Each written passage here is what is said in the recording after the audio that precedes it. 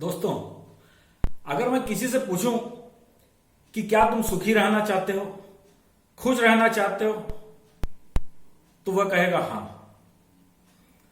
हर आदमी खुश रहना चाहता है, सुखी रहना चाहता है, परंतु हर आदमी दुखी है, कोई खुश नहीं है। ऐसा क्यों? ऐसा सिर्फ और सिर्फ हमारी मानसिकता की वजह से है। अगर हम अपनी मानसिकता में थोड़ा सा बदलाव लेकर आए और कुछ अपनी जीवन शैली में बदलाव लेकर के आए तो सुखी रहना, खुश रहना कोई बड़ा काम नहीं है। सबसे पहले देखिए, हमारे किसी पड़ोसी ने कार ले ली, किसी रिश्तेदार ने मकान बनवा लिया,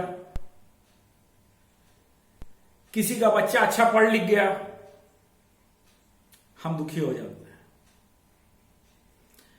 हमारे मन के अंदर ही अंदर एक संताप सा उभरने लगता है। ऐसे कैसे ले लिया उसने? हम में क्या कमी थी? हम क्यों नहीं ले पाए? ऐसे कैसे उसका बच्चा इतना पढ़ लिख गया? तो यह जो कारण है सिर्फ और सिर्फ हमारे दुख का कारण है, क्योंकि सामने वाले को तो इससे कोई फर्क नहीं पड़ना है,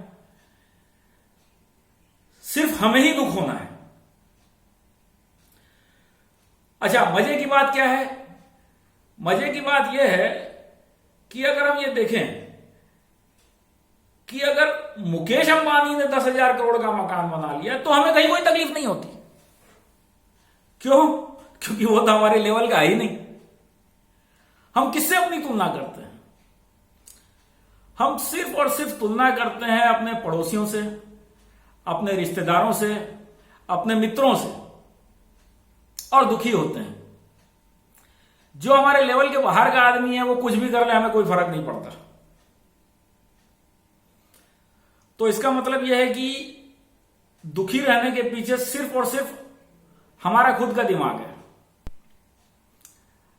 अगर हम जो है कि प्रसन्न रहना सीख लें, दोस्त ने कार खरीदी, चल भाई अच्छी बात है, मौका पड़ने पर काम आएगा बंदा। किसी के पास अच्छा पैसा हो गया, आप खुश रहे, चलो अच्छी बात है भाई, अपने से जो है मांगेगा नहीं तो पता चले साला अपने सामने हाथ पैर फैलाता रहता था। जरूरत पड़ने पे हमें काम आएगा। अगर हम इस तरीके की अपनी मानसिकता बना लें, वो जो एक द्वेष की भावना, जो जलन की भावना जो होती है, अगर उसे हम निकाल दें तो हम सुखी रह पाएंगे। दूसरा, प्रेम भाव। सबसे अपनापन और प्रेम भाव बना करके रखें।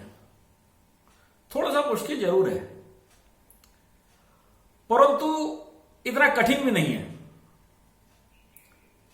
प्रेम भाव ही तो डेवलप करना है। जो भी आपसे मिलने जुलने वाले हैं, मित्र है, मित्र के बच्चे हैं, अड़ोसी पड़ोसी हैं, सबसे अंदर ही अंदर एक प्रेम की भावना आपको अपने अंदर डेवलप करनी पड़ेगी।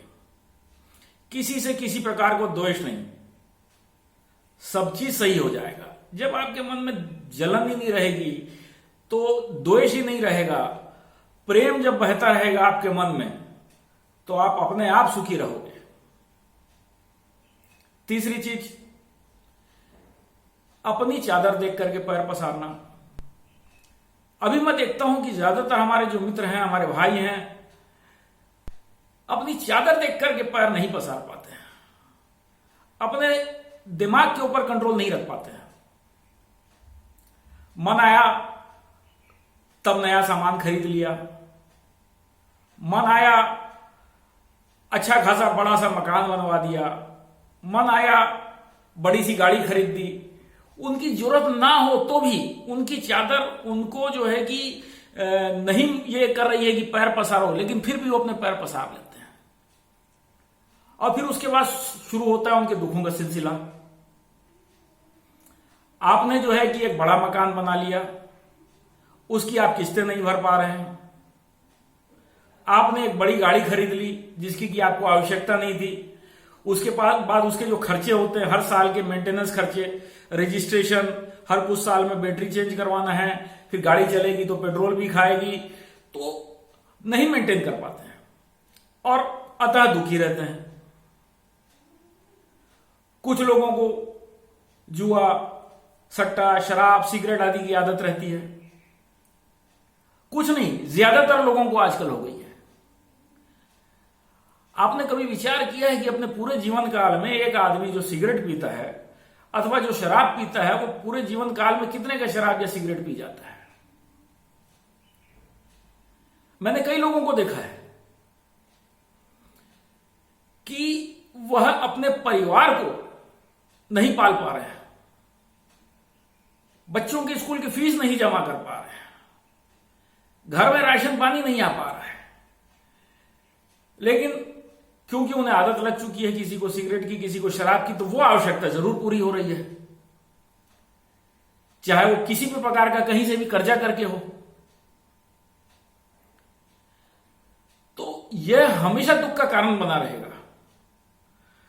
तो जिसको आदत लग चुकी है उनको तो एक ही बात कहना चाहूंगा कि शराब अगर आप डेली 4 पैक पीते हैं तो 2 पैक पिए, अगर 2 पीते हैं तो 1 पिए।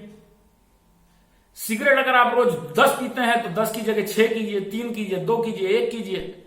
धीरे धीरे अपने ऊपर कंट्रोल कीजिए,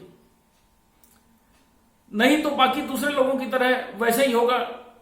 आप अपने बच्चों की फीस नहीं जमा कर पाएंगे, घर में राशन पानी नहीं आएगा, बीवी आपके ऊपर चिल्लाती रहेगी, आप हमेशा दुखी रहेंगे। अगर आप आज की तारीख में आपकी परिस्थिति सही भी हो, कुछ समय के बाद, कुछ सालों के बाद हर इंसान की जिंदगी में एक बुरा समय आता है। उस समय अगर आपके पास उचित बैलेंस नहीं रहेगा, सेविंग्स नहीं रहेगी, आप दुखी हो जाएंगे, परेशान हो जाएंगे।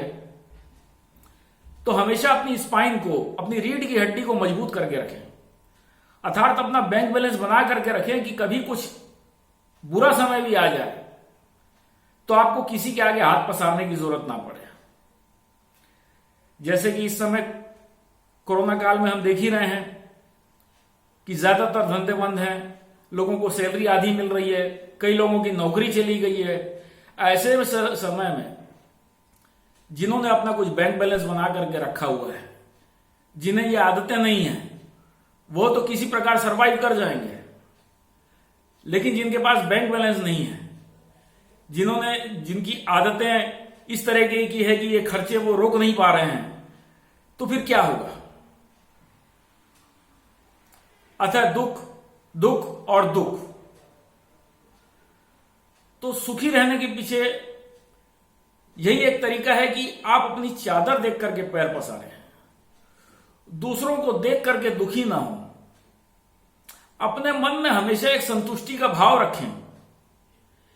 सभी लोगों के प्रति जिनसे भी आप मिलते हैं उनसे प्रेम का भाव बना करके रखें। और एक बात, अगर आप सक्षम हैं तो जरूरतमंद की मदद हमेशा करें। जरूरत नहीं कि आप बहुत ज्यादा मदद करें, जितने में आप सक्षम हो, 100, 200, 500, 1000, 5000, 10,000, हर व्यक्ति की अपनी अपनी सीमाएं होती है। आप अपनी सीमा में रह करके किसी की मदद करें। आप देखिए, आपको सुख प्राप्त होगा, आप खुश रहोगे, आपको एक अंदर से संतुष्टि प्राप्त होगी कि आज हमने कुछ अच्छा काम किया है। और जो बहुत से भाई हमारे व्यापारी भाई वगैरह जिन्होंने इस तरीके के खर्चे बढ़ा लिए, मैंने देखा है अपने जीवन काल में, बड़ा सा मकान बना लिया, किस्तें नहीं पटा पा रहे हैं, दुखी हैं, परेशान हैं, अपने व्यापारी भाइयों को पेमेंट नहीं दे पा रहे हैं, तो सब तरफ से दुखी हैं। कारण क्या है कि उन्होंने अपने आप चादर से पैर बाहर पसार लिए हैं। अच्छा, इसका कोई सोल्यूशन भी नहीं है। फिर एक बार आपने पैर पसार लिए, उसके बाद आपको समेटने में बहुत दिक्कत होती है। मेरे किसी व्यापारी भाई ने तो बड़ा मकान बनाया, कुछ सालों तक रहा और आखिर में फिर नुकसान खा करके उसे बेचना पड़ गया। वही चीज अगर वह एक अपने जीने के लायक, जितनी उसकी रिक्वायरमेंट थी, जितनी उसकी चादर थी, उतना अगर उसने बड़ा मकान बनाया होता तो आज वो सुखी रहता। उसे किसी को दिखाने की क्या आवश्यकता थी कि मैंने इतना बड़ा मकान बनाया है। तो इसी प्रकार दोस्तों, सदा खुश रहें, मुस्कुराते रहें और छोटी छोटी बातों का ध्यान रखें। धन्यवाद।